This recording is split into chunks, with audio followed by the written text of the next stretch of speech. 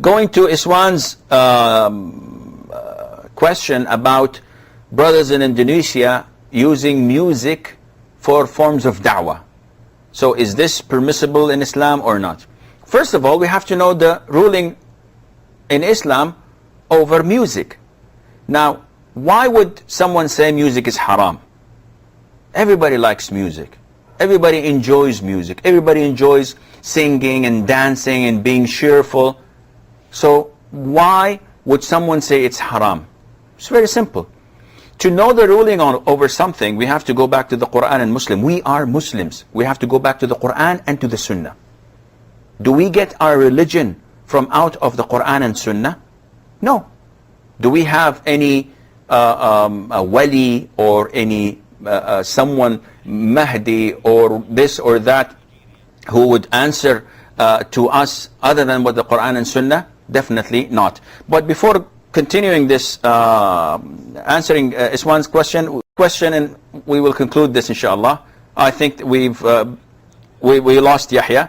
Going back to Iswan's question, as a Muslim Iswan that talk about music and singing in general, we will not go into that because people say it can mean this and it can mean that. But if you go to the Sunnah, the most authentic book for Muslims, any Muslim Sunni, you would ask him, he would say Sahih al-Bukhari. This is the most authentic book on earth after the Quran. And in Sahih al-Bukhari, the Prophet ﷺ tells us that there will be people of my ummah making haram things halal. And they would make adultery, fornication. They would make silk. They would make consuming intoxicants, khamr. And music instruments halal. 4 things. The Prophet ﷺ told us that there will come people who would make these haram things halal. So the Prophet is the one who told us that music is haram. And the evidence behind it is overwhelming. Ya akhi, let's assume that there is no Quran on this topic and there is no hadith on this topic. What's the ruling on music? We go to our 4 great imams, great schools of thought. We find that the consensus of the school of thought of Abu Hanifa, of Al-Imam Malik ibn Anas, Al-Imam Muhammad ibn Idris al-Shafi'i, Al-Imam Ahmad ibn Muhammad ibn Hanbal, the 4 schools of thought, and you definitely, and the people of Indonesia, are one of them. You have to follow one of them. They all say that music is haram. The consensus of the scholars. So, do I follow the Quran? Do I follow the Sunnah? Do I follow the 4 schools of thought? The 4 schools of thought? Or do I follow some Tom, Dick and Harry who say that it's permissible for a sheikh, a respectable sheikh, to swing right and left and sing songs and maybe dance and chant for the sake of da'wah?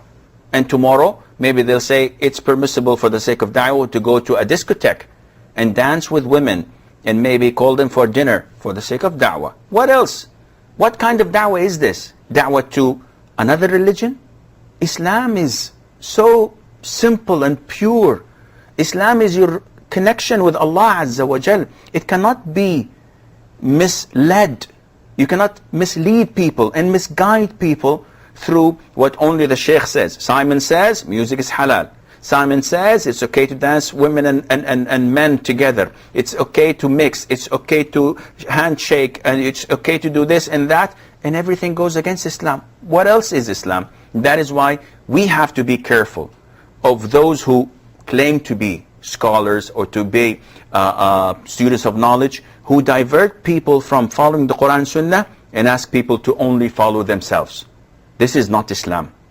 All individuals evaporate in front of the Quran and Sunnah.